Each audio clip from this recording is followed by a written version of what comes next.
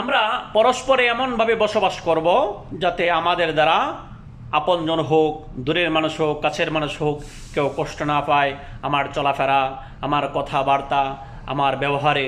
কারণ ইন্নামাল মুমিনুনা ইখওয়া, সমস্ত মুমিনরা পরস্পরে ভাই ভাই।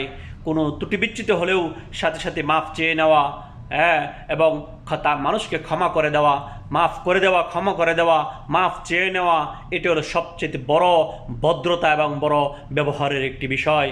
কারণ আল্লাহ রাব্বুল আলামিন ক্ষমাকারীকে এবং ক্ষমা চানেওয়ালাকে আল্লাহ তাআলা মহব্বত করেন। পৃথিবীতেও কেউ কারো কাছে যদি ক্ষমা চায় এবং ক্ষমা করে, সেই ব্যক্তিও খুশি হয় এবং তাকে মাফ করে দেয়, সেও খুশি হয়। আরেকটি কথা রয়েছে, জবান দ্বারা যদি কেউ কষ্ট পায় তাহলে সেই জবানের হিসাব দিতে হবে। আপনার হাত দ্বারা যদি কেউ কষ্ট পায় সেটার হিসাব দিতে হবে। কারণ পৃথিবীতে যে ব্যক্তি আপনার থেকে হাত এবং জবানের থেকে নিরাপদ নয়, সে ব্যক্তি মুমিন হতে পারে না। তাই আমরা ইন্নামাল মুমিনুনা ইখওয়া, আমরা যেহেতু মুমিন হিসেবে দাবি করি, আমাদের হাত, আমাদের জবান, এগুলো দ্বারা যেন কেউ কষ্ট না পায়। আল্লাহ রাব্বুল আলামিন সকলকে আমল করেন তৌফিক এনায়েত করুন।